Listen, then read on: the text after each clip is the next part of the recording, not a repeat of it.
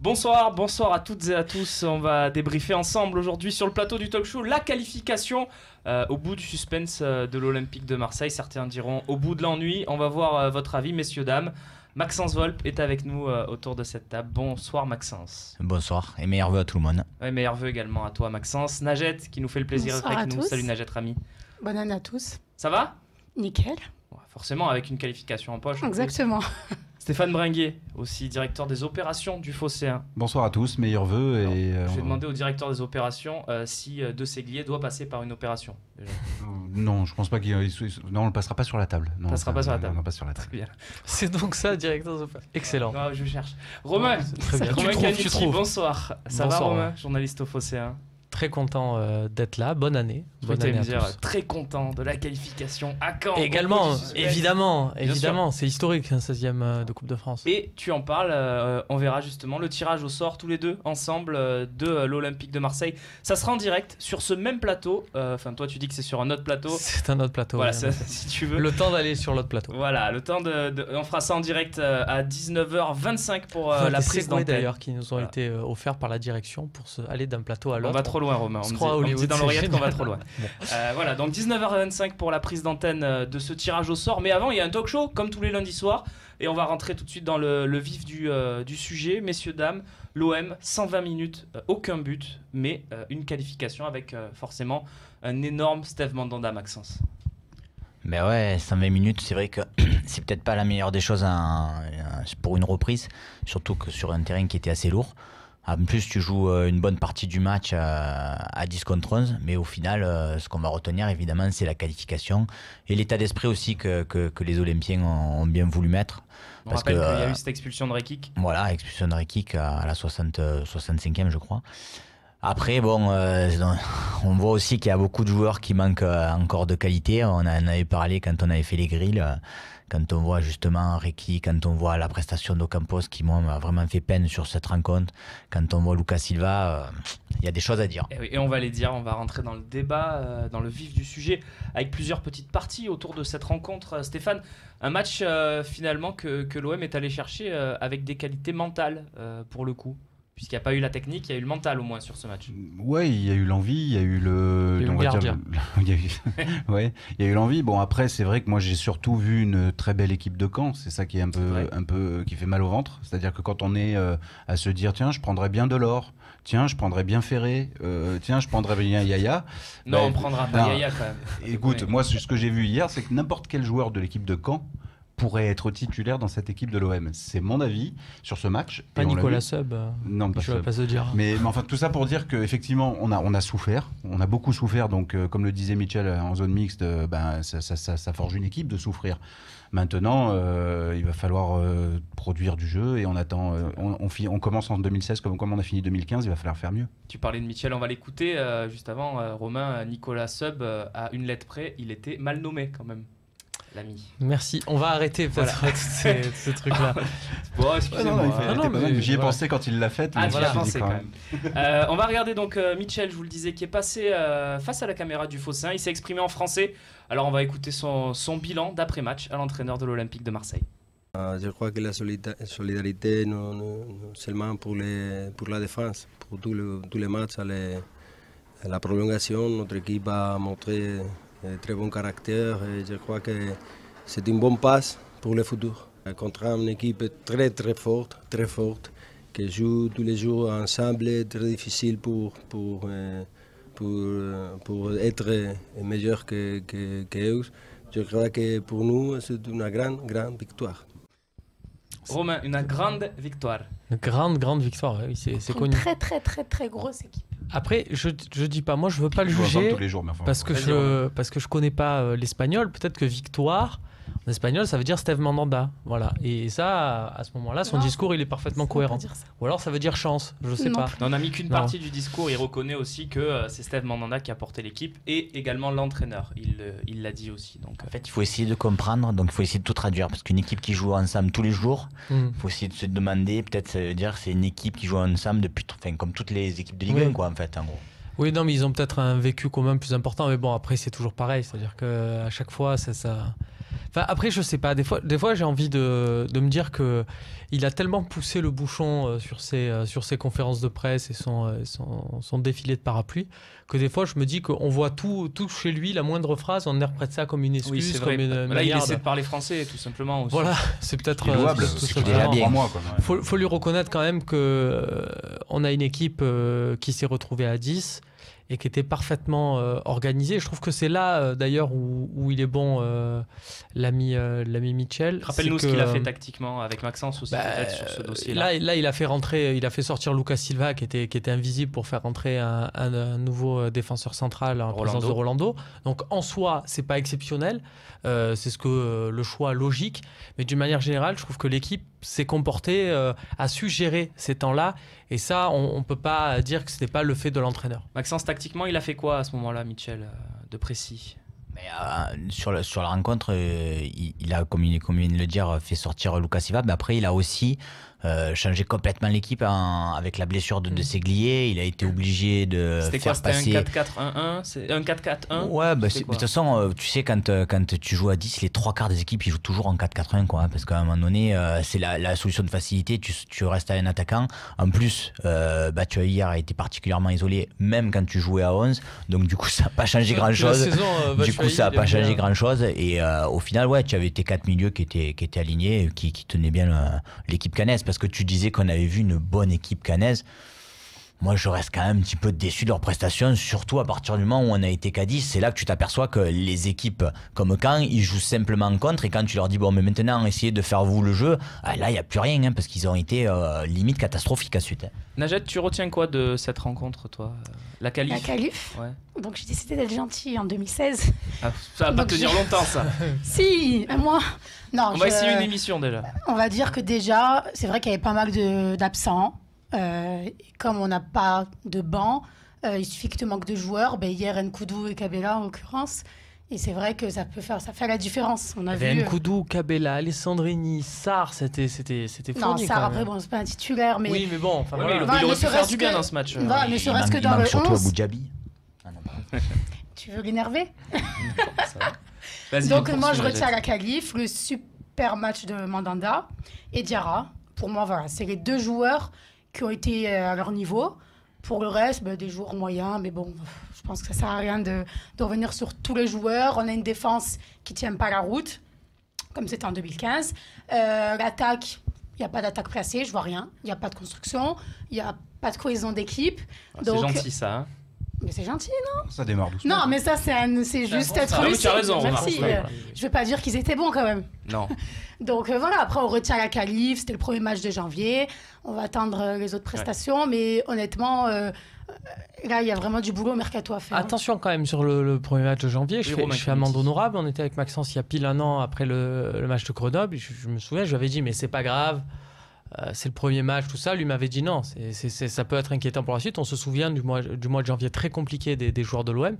Donc là, il ne faut pas se dire on retient que la qualif. Il faut regarder aussi le contenu parce que derrière, on peut subir des déconvenues comme on en a eu avec la défaite contre Nice, après qui intervenait après 2 victoires à l'extérieur où il n'y avait pas de contenu. Pour le coup, on rate pas trop le contenu. Oui. Tout simplement parce qu'il manquait des joueurs. Mais après, on est tous lucides sur le niveau de l'équipe. C'est pas une équipe. Mitchell, il nous explique que quand c'est une équipe qui joue ensemble, etc. Nous, pour le coup, on joue pas du tout ensemble. Mais après, à l'entraînement, ils s'entraînent ensemble quand même. Oui, j'espère. Mais c'est ça en fait le problème, c'est qu'il y a eu une trêve et nous, en tant que supporters, ça nous a fait énormément de mal parce qu'on était loin de l'OM. Donc en fait, on regardait juste le classement. Et on se disait, putain, c'est jouable, seconde partie de saison, on pensait au nom déjà du mercato. Et puis là, on a été replongé dans le quotidien de l'OM, dans les prestations des joueurs de l'OM. Et là, on s'est dit, ah ouais, on avait oublié un peu. Et puis Steph, ça. tu disais, mais par rapport aux joueurs canet, ils auraient tous une place de titulaire, mais oui, mais ils sont devant nous au classement, c'est pas du tout un hasard. Pour le coup, tu sens bien quand même que ils jouent en équipe, qu'il y a quand même des joueurs de qualité. Ferré, c'est un très bon joueur, mais voilà, c'est sûr qu'ils ont le niveau pour jouer à l'OM aujourd'hui. J'aimerais revenir aussi sur l'aspect tactique. Vas-y, Stéphane. Je partage pas trop votre avis là-dessus parce que moi, j'estime que Mitchell sur ce match a subi le coaching.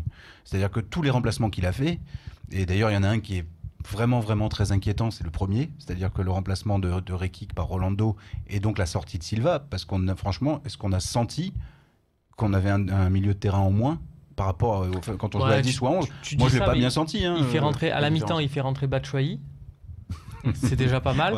Voilà. Rolando, c'est un choix tactique pour les pénaltys, c'était calculé. C'était calculé, peut-être. Après, il n'empêche, grande classe de Rolando. Il a bien mis, c'est pour ça. Après, à sa décharge, Stéphane, quand tu as 2 blessés et un expulsé, tu fais aussi avec les moyens. Mais il a subi, vous auriez, j'en suis sûr, que ce soit Max ou Romain, fait à peu près les mêmes changements. Honnêtement, je suis pas sûr que j'aurais fait rentrer des Ségliers. Dès le départ, j'aurais. Non, mais c'est vrai, dès le départ, j'aurais mis Manquillo à gauche et Isla à droite. Il a pensé, peut-être qu'il va se blesser. Mais des fois, il faut savoir être audacieux et il faut des fois savoir la vraie audace, c'est des fois de ne pas l'être. Et là, je trouve que c'est ce qu'il a fait Mitchell, c'est-à-dire que contre Lyon, on se souvient au Vélodrome, Alessandrini expulsé à la 45e, je disais toutes les équipes étaient en 4-4-1. Lui, il avait tenté un 4-3-2. Là, il l'a pas fait et il a laissé vraiment les équipes. Et c'est là où je trouvais que l'OM, notamment dans les couloirs, les joueurs ont su bien le fermer efficacement à 2. Et c'est là où je me dis, il y a un travail tactique quand même. Faut pas déconner et dire qu'il est juste là avec son pot de gel, comme l'avait dit Gaëtan Bong. Parce que non, il y a du travail là-dessus. Ils savent gérer une rencontre à 10. Après, ça peut venir du vécu incroyable de cette équipe et de son expérience folle. Mais justement, on est souvent là à dire que c'est une équipe jeune pour montrer que là, c'était vraiment du travail collectif. Je ne sais pas ce que vous avez pensé, mais du milieu de terrain. Mais moi, Isla, Silva, avec Diarra derrière, enfin, on l'avait déjà vu, je crois, mais je ne suis pas fan. Je trouve que défensivement, ça passe, mais il ne se projette jamais vers l'avant, non? Isla, je trouve qu'il fait beaucoup de passes vers l'avant. Je trouve qu'il tente même des... Enfin, après, on va dire c'est gadget, mais il y a eu 2-3 passes de l'extérieur du pied. Je veux dire, au moins il a le mérite de tenter des trucs. C'est vrai, Isla, il prend des responsabilités parce que si tu regardes bien, voilà, par moment il va aussi se positionner presque en tant que libéraux, comme on disait à l'ancienne, pour essayer de relancer. Quand tu vois qu'il n'y a pas de solution, tu vois que c'est les joueurs qui ne restent pas cantonnés simplement à leur poste, qui ont un peu plus d'expérience. C'est pour ça, quand on citait tous les joueurs tout à l'heure, moi Isla et même Manquillo, comme balance à droite, comme balance à gauche, je trouve qu'ils ont été quand même performants dans l'ensemble. Après les autres, c'est vrai qu'ils sont plus critiques. C'est vrai que dans ce milieu à 3, Isla était peut-être moins en vue que dans le milieu à 2 quand il joue avec Diarra depuis il effectue un travail défensif important, il a été efficace, mais moi je suis beaucoup plus réservé sur l'apport offensif d'Isla. J'ai pas été convaincu par contre. Oui, c'est pour ça qu'il est peut-être plus à l'aise à 2 parce que du coup on lui demande moins d'apport offensif, alors que là ils sont 3. Enfin, ils sont censés être 3, mais il y a Lucas Silva en plein milieu qui est là, qui erre. C'est vrai que Nino 13, excuse-moi, juste je vais lire le tweet de nos amis qui peuvent participer via le Live Talk. Bien sûr, n'hésitez pas, hashtag Live Talk sur les réseaux sociaux, Twitter, Facebook et aussi sur le forum du Phocéen. Il y a quelques mois, à 10 contre 11 contre une équipe comme Caen, on serait même pas allé en prolongation. Ouais, c'est un peu facile ça, parce que par exemple l'année dernière... C'est Nino qui nous dit ça. Oui, non mais c'est toujours pas le constat. L'OM est mieux, oui, il y a une époque, Papin il mettait des buts, tout ça, c'était très bien. On va rappeler que Mandanda fait un énorme match. C'est le sujet suivant, je vous propose qu'on y aille tout de suite. On va pas perdre de temps, on va parler de celui qui a été hier soir un vrai phénomène.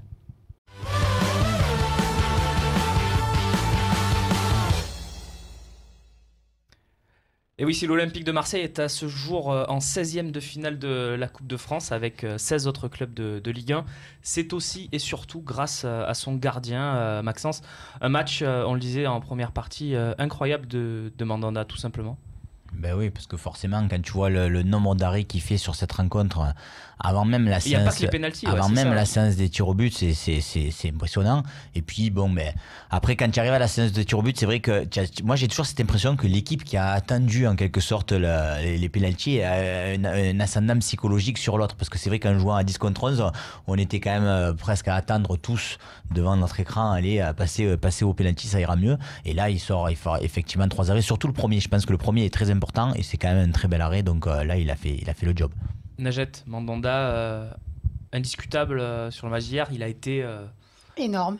Un de ses meilleurs matchs à l'OM. Je suis pas surprise, moi j'ai toujours trouvé que c'était un très bon gardien et après ça peut lui arriver de passer à côté sur certaines occasions, notamment sur les relances où je suis pas fan, mais en général il sort toujours de gros arrêts. Depuis qu'il est au club, de toute façon, il n'y a même pas à discuter. Après, même si on doit parler un peu plus, voir un peu plus loin, en équipe de France, pour moi, il est devant l'ami Loris. Ouais, enfin, Lloris cette saison. En général, quand Romain dit ouais, il n'est pas d'accord. Non, je sais. Non, mais et pourtant, enfin voilà, je suis pas. Manière de rester gentil. Non, mais je suis pas un grand fan de l'équipe de Lloris, on le sait bien, mais je regarde leur match et c'est vrai que je trouve qu'il se reprend très bien. Après, c'est vrai qu'il y a d'autres paramètres qui rentrent en ligne de compte. Ouais, c'est sa le saison capitaine, l'année dernière. c'est autre chose. Bon, après, j'ai pas trop vu de match de son équipe cette année, mais déjà la saison dernière. Je ne l'ai pas trouvé, parce que... Il fait plus de matchs comme est capable de le faire Mandanda, où vraiment on sait que ça rentrera pas. Là, Mandanda, il a fait un match hier, on aurait pu jouer pendant 4 heures, il n'y avait pas un but de marqué, c'est assez exceptionnel. C'est ce qui est inquiétant, parce que si Mandanda a brillé, c'est justement parce qu'on a subi, parce qu'il y a eu des occasions multiples et variées du côté de Caen, et on est en train de considérer la qualification contre Caen comme un véritable exploit, et l'exploit d'un seul homme. Donc oui, pour le coup, c'est l'exploit d'un seul homme. On s'en réjouit. Bon, on était petits dans ce match. Hein.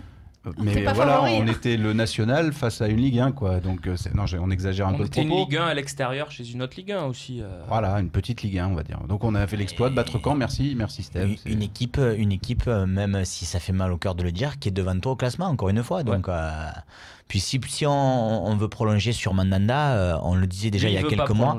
Et non, malheureusement. Mais si on veut voir un peu plus loin, c'est vrai qu'il est de plus en plus, moi je trouve, performant aussi sur ses sorties. Et ça, on le voyait pas avant, que ce soit aux sorties au point ou quand il va chercher le ballon. Non, mais chapeau, quoi. Ça fait vraiment deux. Alors après, c'est toujours pareil, ça va être interprété. On va dire oui, mais c'est l'entraîneur des gardiens qui a changé avec.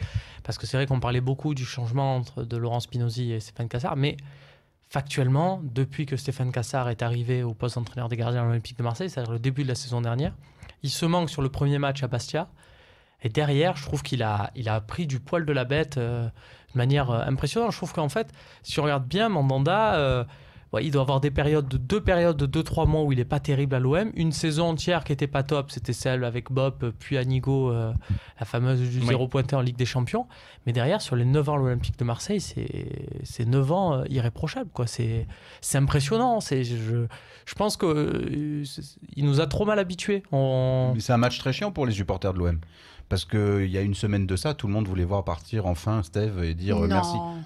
Écoute, sur les réseaux sociaux, je te garantis que c'était merci et au revoir. C'est-à-dire merci Steve pour les 8 années que tu as passées. On est obligé de se séparer toi parce que tu es en fin de contrat. C'est le moment, pas en janvier. En gros, c'était plus, la majorité. Je me souviens quand on a fait les grilles et tout, c'était plus une manière de lui dire justement merci, parce qu'on sait qu'il veut partir, justement, de le remercier, de le laisser partir alors qu'on n'a pas envie. Quand on a fait le grill, moi j'étais pour un départ de Mandanda, pas parce que je le trouvais nul quoi que ce soit, mais je me disais c'est le moment. C'est-à-dire que s'il part maintenant, tu as 6 mois où t'as Pelé, tu vas pouvoir voir pendant 6 mois ce que vaut Pelé, est-ce que tu peux aller plus loin ou pas plus loin avec lui. Tu auras Fabry qui revient de près dans 6 mois. S'il faut rechercher un autre gardien parce que ça fait pas l'affaire, tu peux. Si au mercato, tu vas chercher un autre Shoah, un Costil, tu vois pendant 6 mois. Parce que tu pars du principe qu'on est mal barré en championnat. Voilà, et que pour moi, de toute façon, on était dans une situation olympique de Marseille qui est telle avec la défense qu'on a, que tu mets Manuel Neuer dans les cages, on est quand même 10e de Ligue 1. Mais moi, je trouve que non, justement. Et au final, non mais c'est vrai, et au final, en voyant le match d'hier, je me dis... Non, en fait, il faut pas que tu partes parce que sans Mandanda, le reste va couler. C'est-à-dire que déjà qu'avec lui c'est dur, sans lui ça explose. Vu l'état de l'équipe, tu peux pas te permettre de perdre un des seuls joueurs qui a un niveau international. On n'en a pas beaucoup dans cette équipe. Franchement, je m'en fous de savoir si Pelé, il va être bon sur 6 mois. On verra la saison prochaine. Moi, je veux que Mandanda il reste jusqu'à la fin. On va poursuivre ce débat, mais juste avant, je propose d'écouter les Olympiens à l'issue de la rencontre, qui leur rendent un hommage unanime, bien sûr, à Mandanda, celui qui leur a permis d'avancer au tour suivant. On va commencer avec Lassana Diarra, qui, bien sûr, répond à la question Steve Mandanda ce soir. Il a fait le boulot. Steph, ça fait 8 ans qu'il fait le boulot à Marseille, donc ce soir, sincèrement, il confirme tout le bien qu'on pense de lui. À la fin, on a un gardien qui nous sort encore d'une situation compliquée et vraiment on est très fiers de lui. J'espère qu'il restera jusqu'à la fin de saison. Pour moi, c'est le grand capitaine. C'est une personne, une personnalité très très grande et il a montré aujourd'hui qu'il est capable de porter à l'équipe et à l'entraîneur aussi. C'est pas mal ce que dit Mitchell, ça permet de rebondir sur quelque chose. C'est que Mandanda, il avait une image par son côté un peu sage. On s'est tous dit, c'est pas un vrai capitaine, c'est pas un mec qui gueule et tout. Et c'est une image un peu faussée avec le temps, parce qu'il était comme ça au début. Mais il a su prendre du poids dans le vestiaire. Il a su montrer qu'il n'était pas du tout en phase avec certains comportements dans l'équipe et savoir le faire remonter. Enfin, il a vraiment un comportement de capitaine. Et quand on dit « il gueule pas voilà, c'est souvent ce qu'on dit pour un gardien. Demandez tous à Rémi et Nicolas Chabert qui ont l'habitude d'être au bord du terrain lors des matchs. Ils l'entendent bien gueuler, Steph Mandanda. Donc non, c'est pas... Enfin, je veux dire, il pâtit de son image. C'est vrai qu'on a tous tendance à coller les étiquettes et que tant que Mandanda, il gueulera pas un jour sur tout le monde vulgairement comme si... dans un couloir, on se dira ah ouais, ben c'est un calme. Mais on voit Luc Mann qui a un avis un peu plus tranchant sur le cas Mandanda. Vas-y Maxence, je t'en prie. Non, je disais, on atteste aussi la prise de parole avant le début de la deuxième prolongation. On voit qu'il réunit tout le monde et qui dit on lâche pas. Enfin, tu vois, donc c'est la moindre des choses pour un capitaine, mais bon. Après, il est quand même là depuis un moment. Il a progressé en tant que capitaine. Oui, voilà. On peut comprendre. Que le mec, il en est marre au bout d'un moment. Enfin, c'est fatigant, les saisons à l'OM. Ça fait combien d'années qu'il est là? Enfin, moi, je peux comprendre qu'aujourd'hui, pas que tu sois blasé, mais... Non, ce que tu veux dire, c'est qu'il aurait peut-être mérité une équipe meilleure pour l'accompagner dans ces années-là. Oui, mais voilà, donc lui, il voit saison après saison l'inconstance de ce club. Je pense qu'il est aussi lassé que nous. Hein. Après, il fait des choix. Enfin, je veux dire, il a fait des choix quand il a accepté de multiples prolongations de contrats avec un salaire élevé. Voilà, un joueur bien conseillé, c'est très bien qu'un salaire élevé te ferme des portes à l'étranger. Il faut faire des concessions. Cet été encore, il aurait pu partir dans d'autres clubs en étranger s'il aurait fait des concessions salariales qu'il n'a pas faites. Non, après, il n'est pas à plaindre, faut pas exagérer il n'est pas non plus. À plaindre. Cette situation, il a subi quelque part, mais pas qu'à moitié. Il n'engage qu'à lui de croire que les dirigeants lui montaient une équipe compétitive. Après, tu peux comprendre juste que, parce que même s'il est gardien, etc., le manque d'ambition de ce club, ça peut, pour le joueur, voilà, bon, qu'est-ce qu'on fait alors? C'est pas facile, en plus de trouver un club, un point de chute à un gardien, même de niveau international comme Mandanda, parce que les postes sont chers. Et surtout au mercato d'hiver. Surtout en plus au mercato d'hiver. Mais je pense qu'on regrettera vraiment Mandanda quand on l'aura plus. C'est malheureux, mais c'est comme ça que... Mais justement, on fait quoi alors si une offre par miracle arrive sur la table des dirigeants olympiens, une offre, disons-le, entre 5 et 10 millions. Quelque part, l'OM a plus la main. Déjà, une offre de 5 à 10 millions pour un joueur à qui reste 6 mois de contrat, c'est assez exceptionnel. Je pense que même pour c'est pour ça que j'ai dit par miracle. Un élément offensif de Barcelone, ça se présente pas. Bon, j'exagère à peine. Mais non... c'est un des meilleurs gardiens du monde aujourd'hui, Romain. Ouais. Si je te dis cite-moi 10 meilleurs gardiens que Mandanda, il y en a peut-être pas 10. Dans le top 10, il y est certainement. Oui, alors force, vu comme ça, et bon, il faut chercher. Après, de toute façon, dans ta question, il y a déjà la réponse plus ou moins, parce que mis à part l'offre mirobolante qui tomberait parce que vraiment un club en a réellement besoin. Et si elle tombe, on le vend ou pas alors? De toute façon, tu n'as pas compliqué, mais bon, tu es un peu obligé. Enfin, moi, je pense que tu es un peu obligé. Si tu n'as pas ton mot à dire. Tu n'as pas ton mot à dire. Je veux dire, quand le mec, même si c'est pas une question de contrat ou autre, le mec, il est resté 8 ans et demi. Il vient te voir, il te dit j'ai une offre, machin, je veux partir.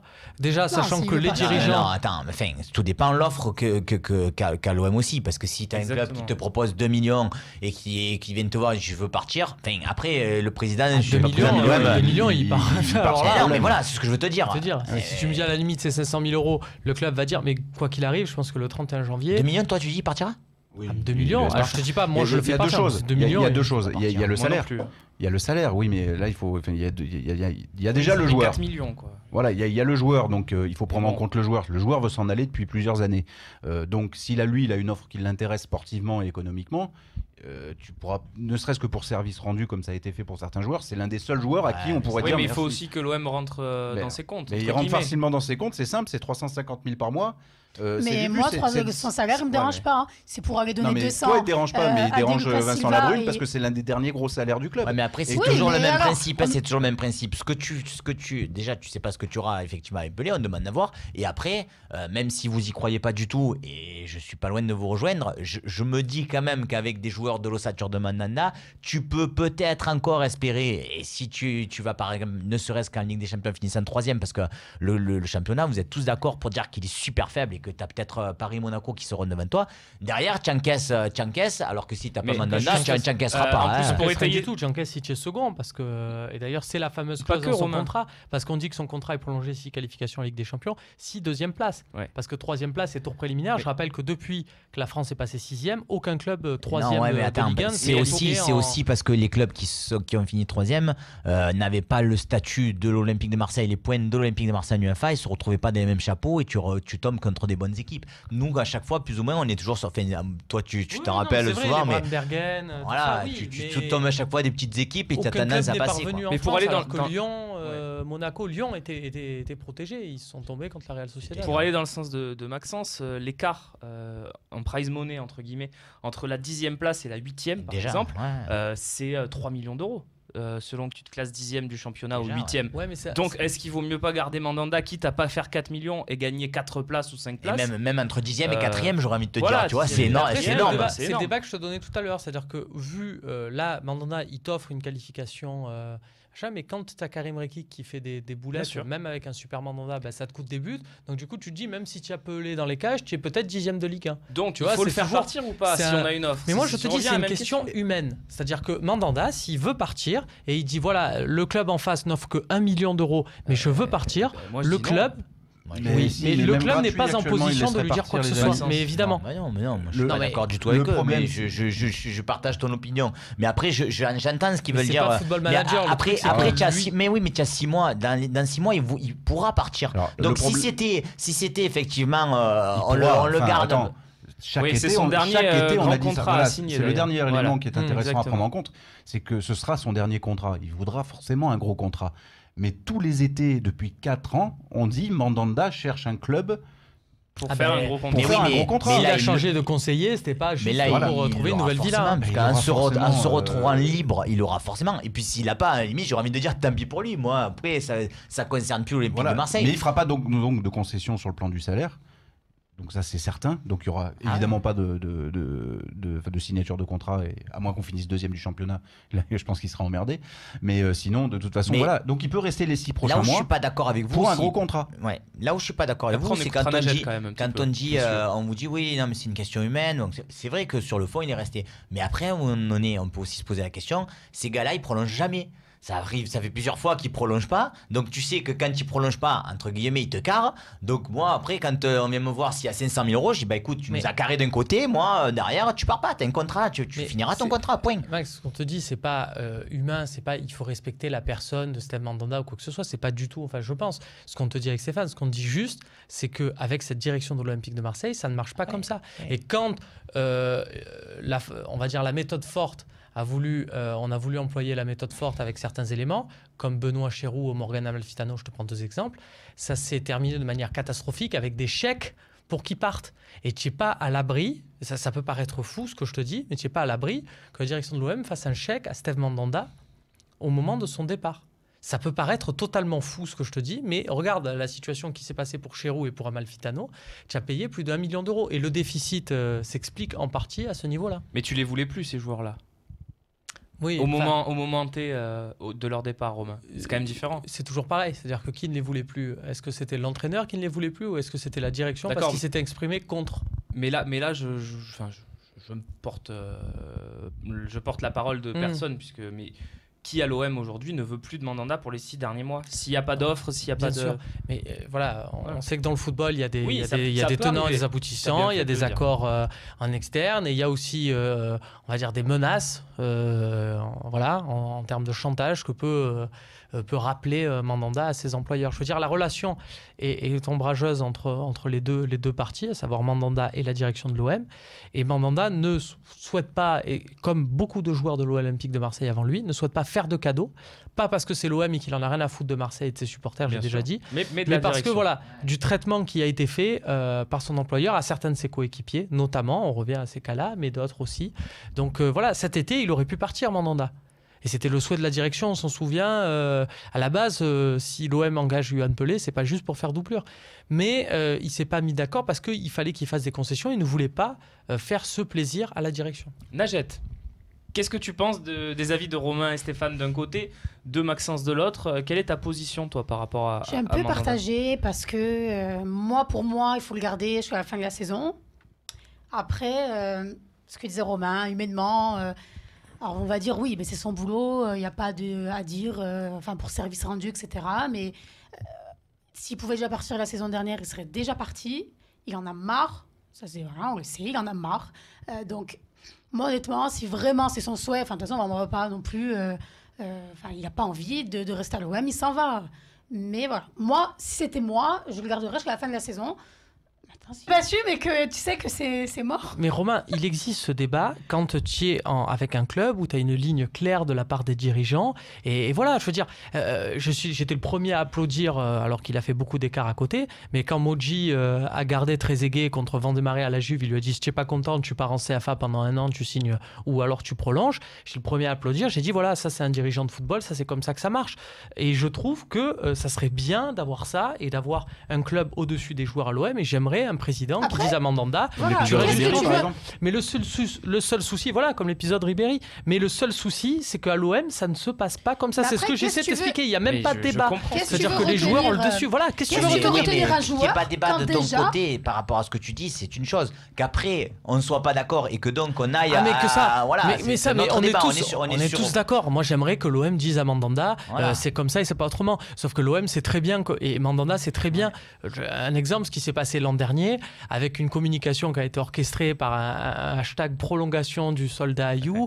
Ah ouais, si on se qualifie en Ligue des Champions, voilà, qui était du pipeau complet. Et voilà, on sait très bien que... Vas-y, poursuis, Romain. Oui, non, voilà, on sait très bien comment ça se passe et que si d'un coup il prend l'envie des dirigeants de faire les cow-boys et de dire à Mandanda maintenant tu restes jusqu'en juin, Mandanda il va les regarder en rigolant en disant avec tout ce que vous avez fait, vous pensez que là ça, ils sont pas crédibles. De vouloir partir dans le sens où c'est comme pour les joueurs de l'année dernière.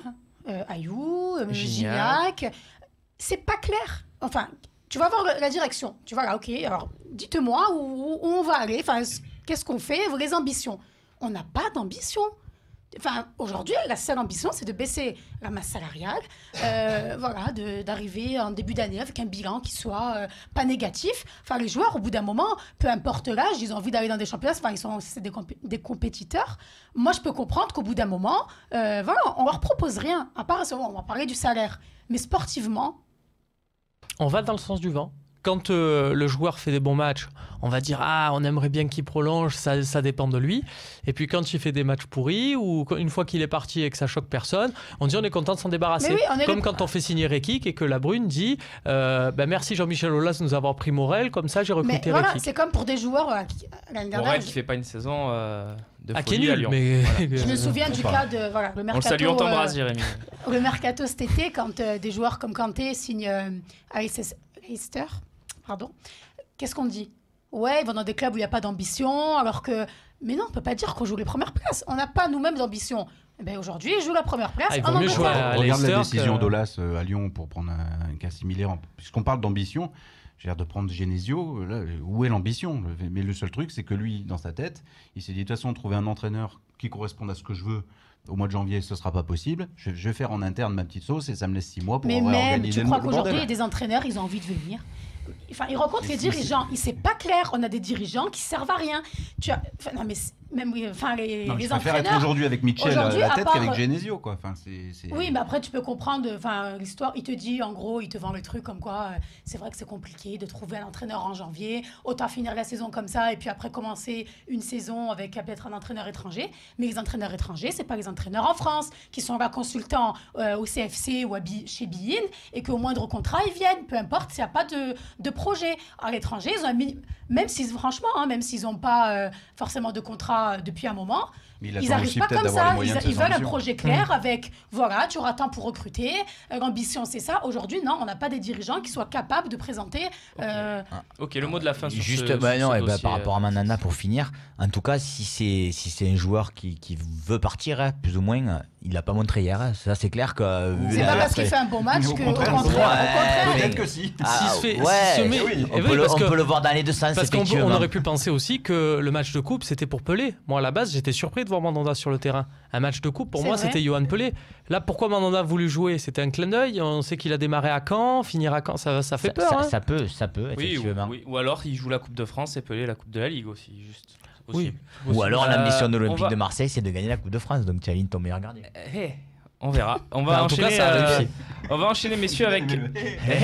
On va enchaîner avec un petit mot quand même sur Benjamin Mendy. Et après, on parlera mercato. Donc voilà, n'hésitez pas. Hashtag LiveTalk sur Twitter, Facebook et le forum du Phocéen. Donnez-nous vos idées. Réagissez à l'émission. C'est un outil qui est fait pour vous, pour que vous participiez avec nous à ce talk show. On passe tout de suite à la blessure de Benjamin Mendy.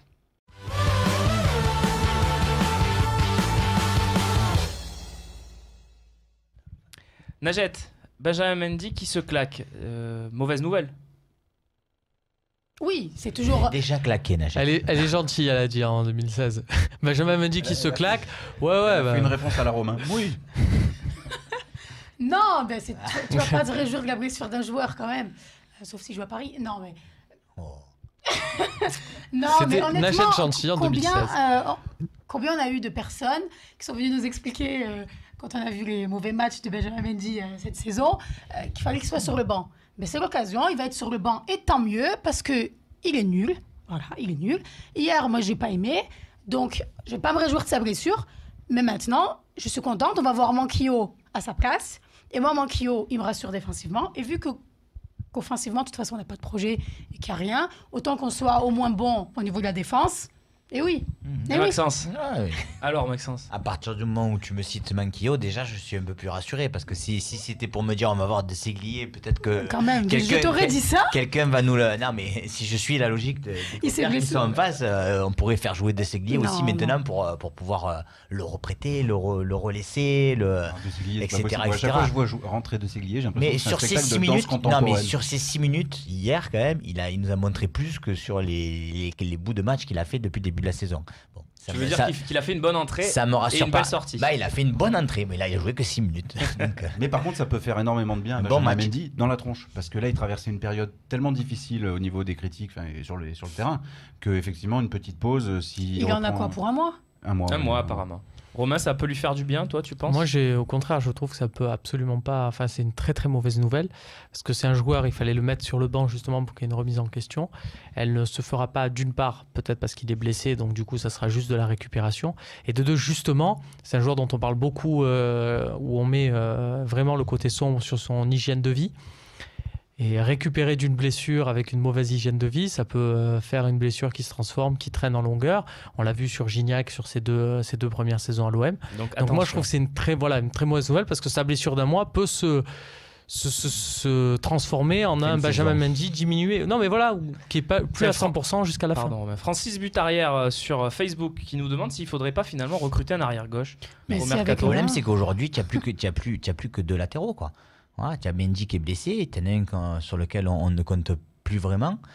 Ça veut dire que tu as Djedje qui était blessé aussi pour cette rencontre. Enfin, si tu peux te retrouver bon, après tu peux aussi faire jouer il y a Gary Bocali qui est libre et sans contrat. Voilà. Mais bon, Isla hier il a été peu moins bon quand même, et puis bon, je trouve qu'il est quand même utile au milieu, donc ça m'embêterait. Ça veut dire oui, on est très riche. C'est pour répondre à la question de Francis, c'est-à-dire c'est pas la priorité. Voilà, la priorité c'est quand même en défense centrale, on est d'accord. Vous en avez rien à foutre de mon Gary Bocali en fin de contrat qui coûte rien, vous en foutez tous. Bon, tant pis.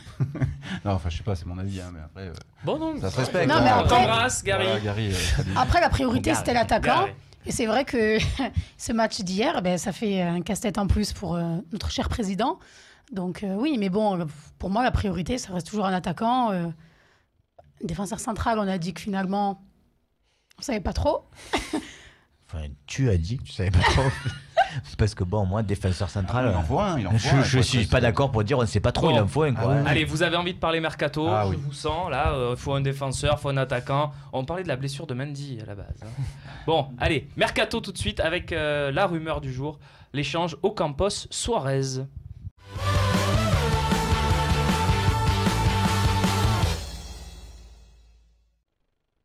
Verra-t-on, Romain, l'ouverture d'un axe Fiorentina Olympique de Marseille lors de ce mercato d'hiver? Cette rumeur qui envoie Lucas Ocampos à la Fiorentina, en prêt ou en transfert d'ailleurs, et qui envoie dans la valise de retour Mario Suarez, 28 ans, espagnol. Qu'est-ce que tu en penses de cette rumeur, Romain? C'est crédible? Un départ de Lucas Ocampos, je pense que tout le monde dit oui. Après, c'est vrai que c'est surprenant de voir la Fiorentina s'intéresser à un tel joueur. On peut se dire qu'il y a un pouvoir de persuasion super fort du côté de l'Olympique de Marseille, qui arrive à surfer sur la réputation d'Ocampos qui date déjà de quelques saisons. De Mario Suarez d'ailleurs, pendant que tu nous expliques. Et c'est vrai qu'en face, Suarez, c'est un joueur qui n'était pas tout le temps titulaire à l'Atlético Madrid, mais qui était quand même dans la dynamique de cette équipe qui a fait des résultats impressionnants, champion d'Espagne, finaliste de la Ligue des Champions. Il était dans la rotation de l'effectif à ce moment-là. Donc oui, quand tu es dans la rotation de l'effectif de l'Atlético Madrid, à l'Olympique de Marseille à l'heure actuelle, tu peux faire beaucoup, beaucoup de bien. Oui, mais il est en galère à la Fiorentina. Il n'arrive pas à s'imposer. Donc, est-ce qu'il arrivera à s'imposer à l'OM? Après, c'est autre chose. C'est spécial. Là, la Fiorentina, à l'heure actuelle, voilà, il y a eu un changement d'entraîneur cet été. Voilà, c'est un club qui a pourtant de bons résultats, mais on voit que c'est compliqué. Il y a des joueurs, ça change beaucoup. Najet, tu comprends, toi, que la Fiorentina s'intéresse à Lucas Ocampos? Alors, non, déjà, je comprends pas, parce que quand je lis un peu la presse italienne, et qui t'explique qu'il ferait une superbe affaire, que c'est un super joueur, je me demande si vraiment ils ont regardé les matchs. Première des choses, non mais ils regardent pas le fossé, je crois. Donc, je comprends pas trop. Après, moi, sur ce joueur, j'ai du mal à avoir un avis définitif, à me dire qu'il est nul, parce que tu sens quand même que le joueur qui a les pieds carrés, lui, c'est pas le cas, parce qu'avant en fait, de rater, il fait des choses qui sont bien. Donc ça, non mais c'est vrai, au moment d'entrer sur le terrain... Non, c'est pas vrai. Là où je vais te filer un coup de main. C'est vrai que, et c'est un peu ce qui est bizarre, on en parlait tout à l'heure, c'est que, hormis les moments où il doit être décisif, que ce soit dans les dribbles, que ce soit dans les passes ou les tirs, il a une activité. Quand il est chez lui avec sa femme, il est très actif et très disponible. Non mais hier, moi je l'ai trouvé... Sur le terrain de jeu de Romain. Voilà, oui. Je l'ai trouvé vraiment très très disponible. Il a abattu beaucoup de distance. Il a fait des appels. Il a beaucoup bougé. Mais il est catastrophique dans les zones de décision et pire que catastrophique. Donc toi, tu ne comprends pas que la Fiorentina s'y intéresse? Non, pas. Mais c'est vrai qu'il a un petit quelque chose. D'accord, c'est en fait, tu as toujours l'impression avec Lucas Ocampos, même maintenant, que c'est un joueur qui a encore une grosse marge de progression. Parce que vu ce qu'il est capable de faire, tu te dis que dans quelques mois, il sera très très bon. Mais en là, fait, pour l'instant, quand tu vois ses rencontres, ça m'étonnerait pas de le voir un jour dans un autre club et qu'il soit meilleur. Pourquoi? Parce qu'aujourd'hui, je me pose la question de savoir quel joueur serait bon aujourd'hui. Alors ouais. Enfin, non, mais c'est compliqué, je vous assure. Je pense que tout le monde est gentil. On est tous conditionnés. Il y a l'exemple d'Azpilicueta. Azpilicueta, au début à l'OM, il était nul, mais vraiment archi nul. C'est-à-dire que je vous parlais de Gary Bocali tout à l'heure. Moi, j'ai compris, j'insiste pas. Mais il était 8 fois plus fort qu'Azpilicueta. C'était une horreur, Azpilicueta. Mais tout le monde était là, avec le recul, on s'est dit un jour il va être bon. Et c'est vrai qu'un jour il a eu un déclic et c'est devenu un monstre, une référence européenne à son poste. Et Ocampos, je me demande, on a tous un peu ce même sentiment-là avec lui, mais je me demande si on n'est pas juste conditionné en fait par le contexte du football, par le fait que Barcelone ait voulu le recruter à un moment donné, par le fait qu'à River Plate c'était une idole et compagnie.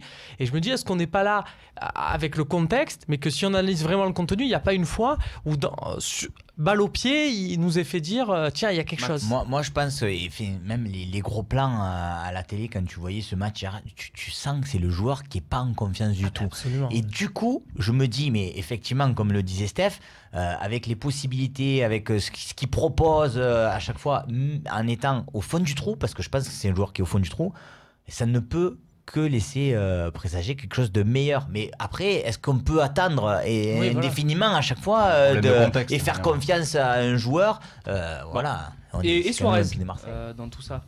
Max, tiens, puisque tu avais la parole. Excuse-moi. Stéphane, t'avais envie. J'avais envie parce que 1000 fois oui. 1000 fois oui, parce que de toute façon... Il y en a une remarque d'ailleurs de Judge the Judge. Non, alors le but du jeu, c'est pas d'empiler les milieux défensifs, mais c'est d'en trouver un qui puisse être efficace aux côtés de Diarra. Non Romao, non Silva, non Isla, non. Non, moi je suis désolé, Isla, il sortirait du centre de formation, je te dirais, ouais, tiens, c'est pas mal. Isla, moi, je l'ai connu, je l'ai aperçu en équipe du Chili dans un autre rôle, il m'avait à peu près convaincu. Là, il me convainc pas du tout, le mec. Moi, j'attends autre chose d'un joueur international. Il est juste bon, ouais, c'est pas mal. Non, il faut un vrai mec qui soit à côté de Diarra et qui puisse permettre au milieu de terrain d'être seulement à 2, mais de faire du bon boulot. Suarez, messieurs, dames. C'est un abattage, ça peut être sympa. Après, moi je suis curieux de voir parce que voilà, j'ai pas non plus suivi avec attention ces matchs à la Fiorentina. Je suis même de voir en fait si on aurait eu du mal à les voir. Est-ce qu'il était poussé à l'Atlético par Diego Simeone? Est-ce que c'est Simeone qui les rendait tous comme des chiens enragés? Et où est-ce qu'il va pouvoir amener cette grinta là? L'OM, s'il amène cette grinta et que du coup on passe à un système à 3 milieux, ben moi je serais pas contre. S'il y a cette grinta, je suis pas contre. Alors, on va trancher. Échange ou pas, Maxence? 28 ans Suarez, 21 ans au Campos, je rappelle. Qu'est-ce que... Oui, on fait? On fait pas? Au jour d'aujourd'hui, vu les prestations de Lucas Campos, c'est difficile de dire non, quoi. Mais même si la Fiorentina il te propose le magasinier, tu vas dire oui. Moi je dis non. Ah, on a plus besoin de joueurs offensifs que de défensifs, je suis désolée. Moi, Mais est-ce qu'il est offensif au Campos? Il rate toutes les occasions, il est inoffensif, il rentre en attaque stérile. On est tous d'accord sur ça. Mais je vois pas l'intérêt aujourd'hui de recruter un milieu défensif. Je suis désolée, tu as voulu prendre Lucas Silva alors que voilà, celui qui l'a recruté, il ne connaissait pas. Voilà, on n'a pas de cellule de recrutement. Ils ont voulu le prendre. On s'est tous fait bananer. Il ne faut pas être de mauvaise foi non plus, Najette. Nous, on ne travaille pas à l'OM. Oui, mais d'accord. On ne voit pas les matchs. Moi, Lucas Silva, quand il est arrivé... Si tu as une bonne cellule de recrutement, eh ben maintenant, tu assumes tes erreurs. Au lieu de prendre les joueurs, allez, on les prend, c'est des prêtés, on les renvoie au mercato hivernal, c'est pas grave, on en reprend. C'est quoi la cohérence? Il y avait Iman Lomé sur ce plateau. On va faire un duel, tiens. Pour moi, c'est du travail qui est mal fait. On n'a pas de cellule de recrutement. Alors, je disais que je devais être gentil, je suis désolée. Un petit duel Najette Stéphane. Tu as 30 secondes pour convaincre l'auditoire composé de Maxence et Romain. Et bien sûr de tous nos amis sur Twitter et Facebook. Mais moi, je ne suis pas en train de défendre au Campos. Je suis en train de pointer du doigt les incohérences du travail qui est fait dans ce club. Donc pour moi, quand au Mercato, cet été, tu prends Lucas Silva, tu prends Isla, maintenant tu assumes tes choix. Quand il y a des blessés, je veux bien que tu remplaces des joueurs. Maintenant, le mercato hivernal, il n'est pas fait pour pallier aux erreurs que tu as fait en été. Donc non, tu les gardes, tu assumes tes erreurs, tu vas aller jusqu'à la fin de la saison avec eux. Des Cheglier, pourquoi ils le prennent? Pourquoi ils le prennent? Non mais, je sais pas, ils ont jamais regardé les matchs en Serie A. Ouais. Alors, on le fait pas pour Najette. On le fait cet échange, Stéphane? On le met Suarez dans le milieu de terrain? Oui, moi, comme je l'ai dit tout à l'heure. 30 secondes, top. Je l'ai dit tout à l'heure, oui. Pourquoi? Parce que le mercato hivernal, contrairement à ce que tu dis, je pense qu'il est fait pour corriger les problèmes enfin les erreurs qu'on a faites en été. Je vais pas être de mauvaise foi pour dire que Lucas Silva, quand il est arrivé, j'étais très heureux de son arrivée parce que je me suis dit, franchement, c'est un mec qui doit avoir du ballon, c'est un Brésilien, il a joué au Real, ça va être une bombe ce joueur. C'est la pire escroquerie qu'on ait jamais connue. Aujourd'hui, il nous faut un milieu de terrain parce que Isla, il est pas bon, Lucas Silva n'est pas bon. Si Mathias Suarez à 28 ans, c'est Mario Suarez, et c'est fini, trop tard. Eh oui, t'as pas eu le bon prénom dans les 30 secondes. On peut pas répondre? Je peux répondre? Non, d'abord, je vais te laisser répondre, mais d'abord, je laisse nos juges nous dire qui ont gagné le duel. Romain et Maxence. Romain. Mais justement, ça va pas faire plus. Mais non, c'est juste ça. Là, tu apporteras ton plus après, Romain. Voilà, démonstration faite que Najette n'a pas tout donné dans ces 30 secondes vu qu'elle en a encore sous la semelle. Donc, du coup, je dis Stéphane. Ah, Maxence? Mais écoute, moi, je vais presque changer d'avis parce qu'elle a réussi à me convaincre. Et puis surtout, quand il nous dit Mathias Suarez, je me dis qu'il ne le connaît pas vraiment en fait. Non, mais que donc. Bon, vas-y, les deux sont nuls. J'aurais pu dire Louis. Et trancher sur Twitter et Facebook. Dites-nous qui a gagné ce duel. Najette ou Stéphane? En fait, si tu remplaces Ocampos par le même style de joueur, d'accord? Déjà, Suarez. Tu demanderas à tout le monde, on va retenir le nom, personne ne le connaît. Non mais c'est prévu, c'est le jeu des vases communicants, Najette, c'est le jeu des... Non, mais non, si, tu vas prendre Mario... Là où tu te trompes, que tu dis, on doit justement ce mercato, il doit servir pour pallier aux erreurs. Non, ce mercato, voilà, tu as 2 blessés comme hier. Voilà, ça peut te servir à ça. Normalement, ton équipe, elle doit être composée. Là, le problème, c'est que tous les joueurs que tu as pris cet été, tu veux les renvoyer chez eux. Oui. Non, Stéphane. Oui, moi je veux les renvoyer chez eux. Mais tu les renvoies parce qu'ils ont fait des erreurs. Mais qui c'est qui se plante? C'est pas à nous de faire le recrutement. On est d'accord. T'as une cellule de recrutement qui ne connaît pas les joueurs. Une fois que les erreurs sont faites... Mais c'est pas la première fois qu'ils font des erreurs. Arrête, je vais te retirer mon point. Stéphane. Est-ce qu'on aurait pu on va laisser parler en été? Est-ce qu'on aurait pu en été? Est-ce qu'on a dit, toi et moi, cet été, De Séglier, c'est de la merde. Oui, Lucas Silva, c'est de la merde. De Séglier, je le voyais Plus de en Séglier Italie. quand même. On a quand même un peu dit de Séglier. J'avais aucun avis sur lui. Attendez, rappelez-vous du contexte. Il arrive le dernier jour à la dernière minute. D'ailleurs, il y a des rumeurs qui disent que c'était déjà prévu depuis quelques semaines, puis on s'est dit on le fait le dernier moment histoire de. Voilà, et après, l'histoire, qu'est-ce que ça va être? Faites venir encore des nouveaux joueurs. Comme ça, on aura notre entraîneur qui va encore venir nous expliquer qu'il y a encore eu du changement, alors qu'il commençait un petit peu à s'habituer à ses joueurs. Non, mais tout ça, ça se travaille. On va pas encore prendre 4 joueurs. Alors, Romain et Maxence, et on passe à l'autre partie qui est toujours du mercato, Najat. Tu pourras t'énerver encore un petit peu. Non, tu découvres quand même pas le mercato de l'Olympique de Marseille. Le club a envie. Oui, justement, ça montre un manque de stabilité. Mais évidemment. Et aujourd'hui, c'est Doyen Sport qui va venir nous faire le recrutement. Quand on voit les joueurs qui sont arrivés cet été, c'est pas comme ça que ça se passe. Tu prends des joueurs, tu les achètes. Maxence, c'est pas comme ça que ça se passe toujours comme ça l'Olympique de Marseille. Il y a toujours c'est pour ça qu'on est instable comme la seule fois, Najat, la seule fois où il n'y a pas eu de mercato d'hiver à l'Olympique de Marseille, l'OM a été champion de France. Je te dis pas qu'il y en ait pas. Je te dis, aujourd'hui, ok, t'as pas eu le temps cet été de prendre un attaquant. Prends-en un pour suppléer. T'as pas eu le temps, t'as eu 3 mois, hein, mais bon, vas-y, t'as pas eu le temps. Allez, j'ai dit que je voulais être gentil. Bon, tu n'as pas eu le temps, ok, c'est pas grave, on a Michi qui est très bon. Tu prends un deuxième pour le suppléer. Allez, deuxième petite erreur, défenseur central, ok, on s'est manqué. Tu vas aller changer tous les postes. Mais Romain, garde des munitions, on va parler de ça dans la partie d'après. Maxence, t'avais quelque chose à rajouter sur cet échange au Campos Suarez? Non, je voulais juste rajouter que par rapport au discours de Najat, parce que je comprenais sa logique. Mais aujourd'hui, si tu te mets dans la logique des dirigeants, ils vont pas non plus s'enfoncer en disant oui, on s'est manqué, on a fait tant d'erreurs, on va continuer on va rester dans notre merde et on va voir une équipe encore pire en fin de saison. Donc ils vont vouloir forcément rattraper le coup. C'est pas pire, hein. C'est à peu près le débat de la prochaine partie, Najat. Donc on va y aller tout de suite avec un petit jingle. Tu sais, c'est comme ça que ça marche. On passe à la partie suivante, le mercato. Qui doit partir, qui doit rester? Voilà, on est complètement dans le sujet abordé.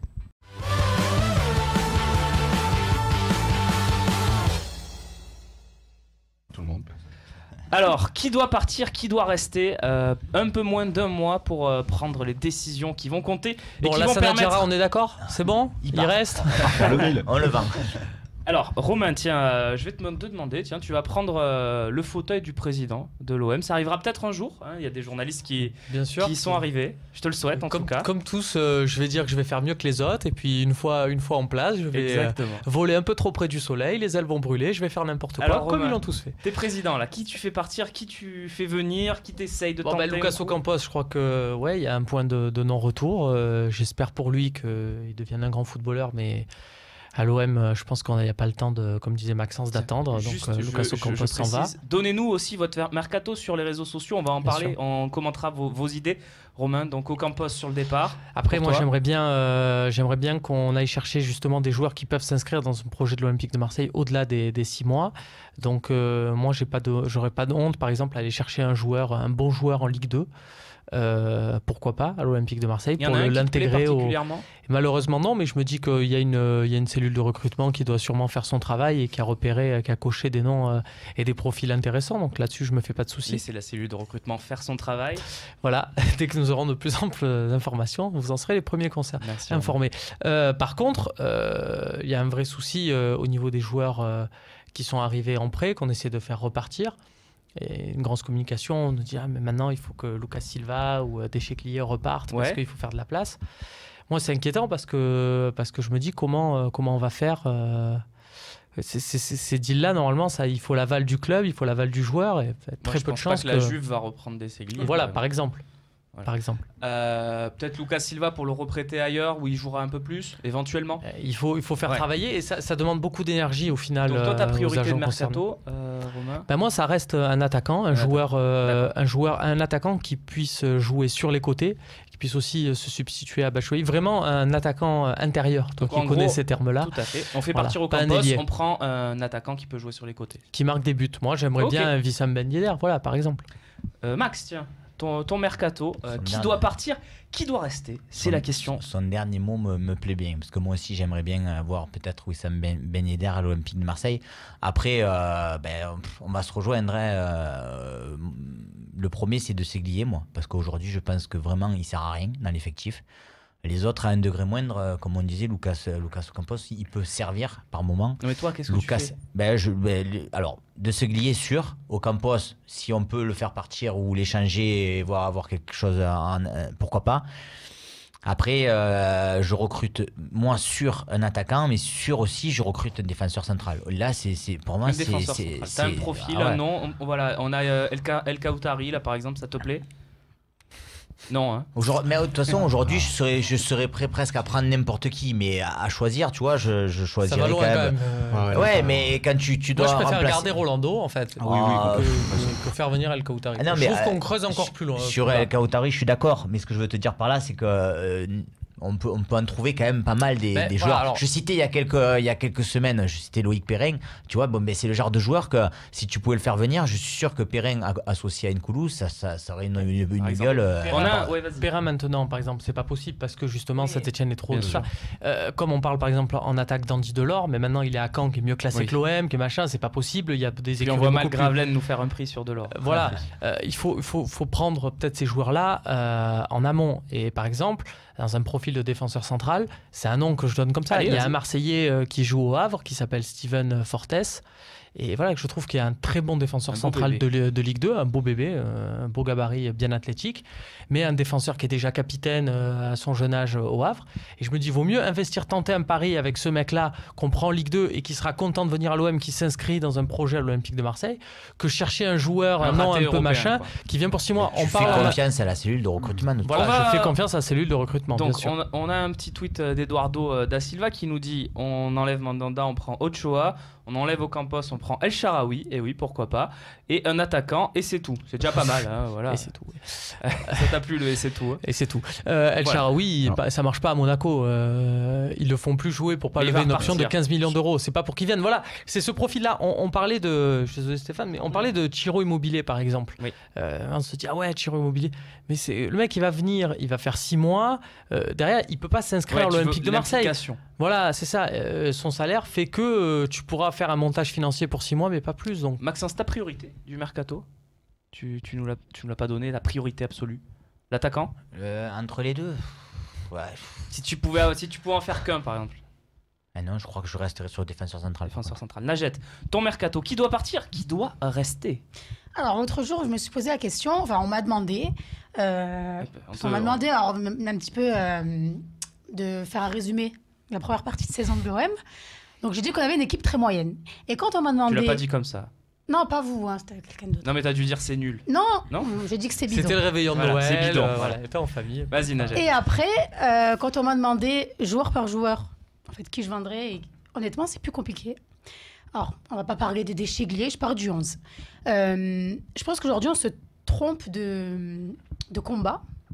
Alors, effectivement, il y a des joueurs qui sont un peu en dessous, etc. Pour moi, honnêtement, si on prend alors, le 11, on va refaire vite fait, mais peut-être la priorité, c'est le défenseur central. Ouais, ta priorité, ouais. Par contre, pour la Ligue 1, je pense qu'on se trompe tous. Aujourd'hui, on a tendance toujours à taper sur tous les joueurs. Mais ce qui ne va pas, c'est en fait, c'est qu'il n'y a pas d'équipe. L'équipe qui sait qui l'a fait, qui sait qui... Voilà. Donc honnêtement, posez-vous un peu les bonnes questions. Je vous assure, on ne va pas avoir de grandes stars. Des joueurs, je suis désolée, même Lucas Silva, hein, pour moi, son début de saison, j'avais bien aimé. Je pense qu'aujourd'hui, je crois que même si tu amènes Messi dans ce club... Ne me dis pas non. Tu es dans un championnat en Ligue 1 où bien sûr il serait rentré dedans par des 6 qui jouent à Rennes, etc. Mais c'est quoi? Tu changes d'entraîneur. La conclusion, c'est que tu changes d'entraîneur, c'est la priorité. C'est de la stabilité, que ce soit du président. Mais toi, tu changes rien au mercato. Je te dis pas que je change rien. Elle prend des repreneurs. En fait, j'ai l'impression, il y en a qui se croient dans Foot Manager, c'est-à-dire oui, si tu peux, tu vas. On est en pleine époque de Football Manager. Tu corriges quoi? Tu prends le défenseur central. Ok. D'accord, jusque-là. Rapidement, Najed, vas-y. Alors, tu prends le défenseur central, ok. Tu prends un attaquant pour suppléer Michi en cas de blessure, parce que Ben Yedder, je suis pas sûr. Alors, sauf si tu les fais jouer ensemble. Tu peux le faire jouer sur un côté, du coup. Voilà, ben par contre, pour être sur le banc, il a déjà dit, je pense pas aujourd'hui qu'il soit intéressé. Après, pour le reste, ça va. Je vous dis, c'est juste qu'il n'y a pas de cohésion d'équipe, mais bien sûr que si. Allez, on va écouter Stéphane. Ton mercato, Stéphane. Justement, il y a deux problèmes. Il y a un problème qu'on occulte énormément, c'est celui d'Nkoulou. parce qu'Nkoulou, il est pas sûr encore d'être là au 31 janvier. Et toi, tu le fais partir non, enfin, moi je le fais pas partir, mais par contre, c'est un élément qu'il faudra bien prendre en compte parce que d'un coup, si tu te retrouves avec Rolando et Rekik. Tiens, un commentaire qui vient abonder dans ton sens. Oui, mais enfin, le jeu collectif, le problème, c'est qu'après, l'entraîneur, effectivement, et je trouve là-dessus qu'il y a quand même une tentative de stabilité de la part de Mitchell.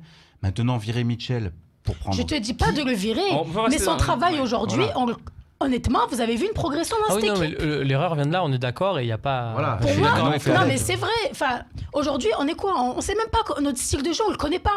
On est là, on attend des espaces, on joue le contre. Et c'est vrai que c'est pas en changeant un joueur que c'est. Voilà, pour moi, si tu veux, il y a tellement d'instabilité dans ce club. Honnêtement, on est en train de se poser des questions. C'est un peu la période, le mercato, etc. On arrête l'émission si tu veux.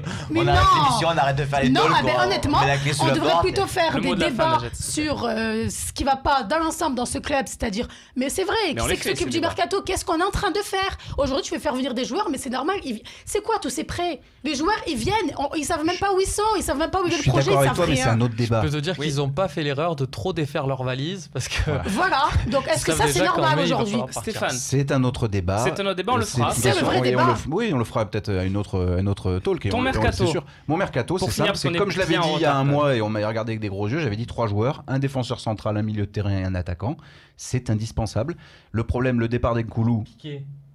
Piqué, Busquets, Luis Suarez. C'est indispensable, mais par contre, je pars pas sur le pari. Moi, je veux pas de pari d'avenir. Je veux des mecs qui soient reconnus et qui soient capables d'être un patron de défense, parce que même avec Nkoulou, on n'a pas de patron de défense. Les patrons d'avenir, les patrons d'avenir, les paris d'avenir, c'est la 6e partie du talk show. Une petite partie où on va parler des jeunes de l'Olympique de Marseille qui galèrent quand même pas mal cette année, vous allez le voir.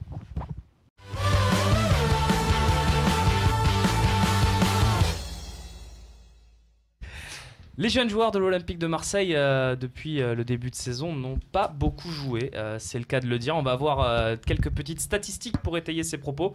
Les jeunes de l'OM, à part Sparagna, Stéphane, cette saison, ils n'ont pas eu leur chance, tout simplement.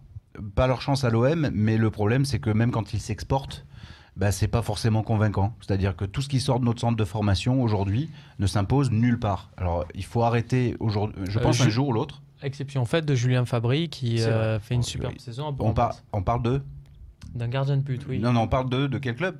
Bourg-en-Bresse. D'accord, ok. Au moins un joueur qui s'impose en Ligue 2. Si le mec qui s'impose en Ligue 2, alors oui, effectivement. Paris qui a de super jeunes et un super centre de formation, prête des joueurs en Ligue 2 et ça marche pas. C'est une performance quand même à souligner. C'est très rare. Quoi qu'il arrive aujourd'hui, le constat il est simple. Je suis d'accord avec toi qu'effectivement il fait une bonne saison, mais ça reste Bourg-en-Bresse et ça reste la Ligue 2. Notre centre de formation, il va falloir arrêter de fantasmer dessus un jour ou l'autre. Et quand on dit faites jouer les jeunes, non, si on les fait pas jouer aujourd'hui, c'est qu'effectivement il y a un gros problème de niveau. Le problème de la formation à Marseille n'est pas nouveau, mais aujourd'hui on est bien obligé de faire le deuil de ce fantasme qui consiste à dire il faut faire jouer les jeunes, il faut faire jouer les jeunes. Quand ils jouent, et quand ils jouent à l'extérieur, ça donne rien. On va regarder la première fiche avec la stat de Sparagna et celle des autres joueurs. Maxence, objectivement, est-ce qu'il y a un de ces jeunes que tu aurais fait jouer, toi, cette saison, tout simplement?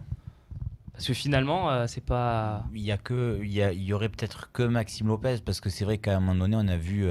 mais c'est dur de faire confiance à un si jeune joueur, mais on a vu tellement de lacunes dans les offensives de l'Olympique de Marseille qu'on aurait pu peut-être prétendre à le voir quelques minutes. Après, les autres, quand on les a vus, ils n'ont pas donné satisfaction.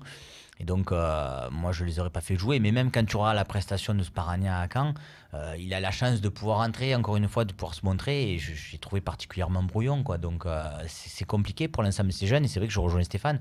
À partir du moment où, quand il joue même dans d'autres clubs, il ne prouve rien, tu as l'impression que c'est pas illogique qu'il ne joue pas l'Olympique de Marseille. Najette, tu es sur la même lignée? Alors, moi, je ne veux pas paraître insistante. Mais encore une fois, qui les recrute, ces jeunes? Non, c'est pas ça. C'est que même au niveau des prêtés, de nos jeunes joueurs, on travaille mal. C'est-à-dire qu'il y a Non, mais c'est vrai, il y a des clubs, aujourd'hui, ils prennent le soin de les envoyer dans des clubs où ils savent qu'ils vont jouer, où ils les mettent en avant. Non, mais sur le mercato... Particulièrement, par exemple, Brice Samba, c'est une erreur monumentale. Sur des joueurs prêtés, tu peux aussi te faire de l'argent. Je sais pas si on est au courant dans ce club.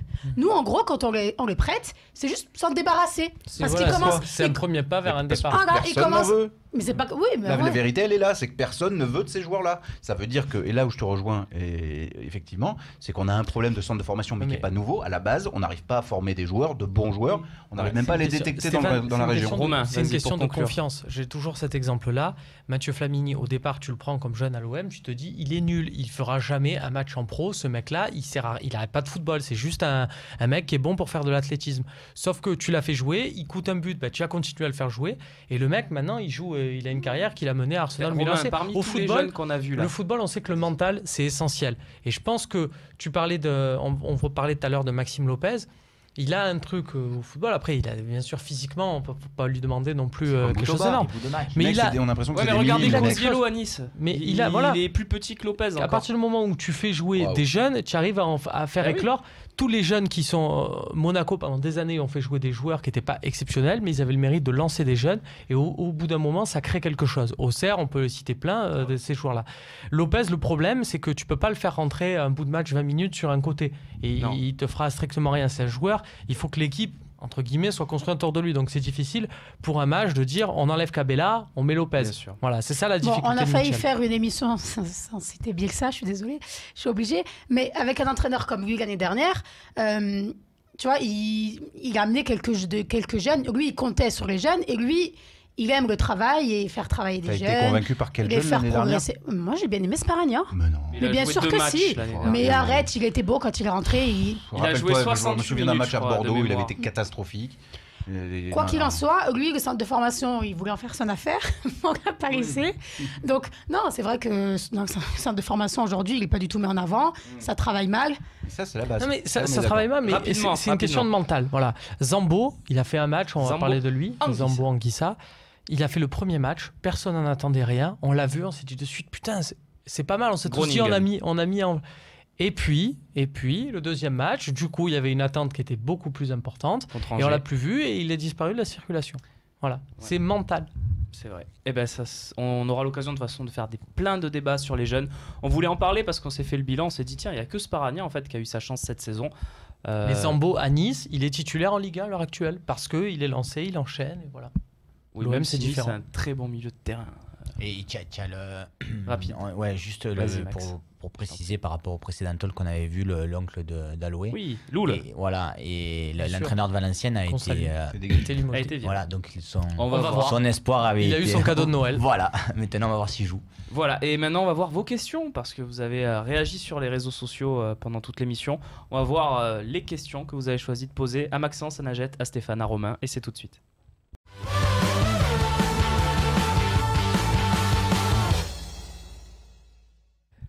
Allez, les questions-réponses, rubrique mythique du talk show du Phocéen, Romain. Hein. On en a l'habitude maintenant. On va découvrir la première, et elle sera pour toi, tiens, Romain.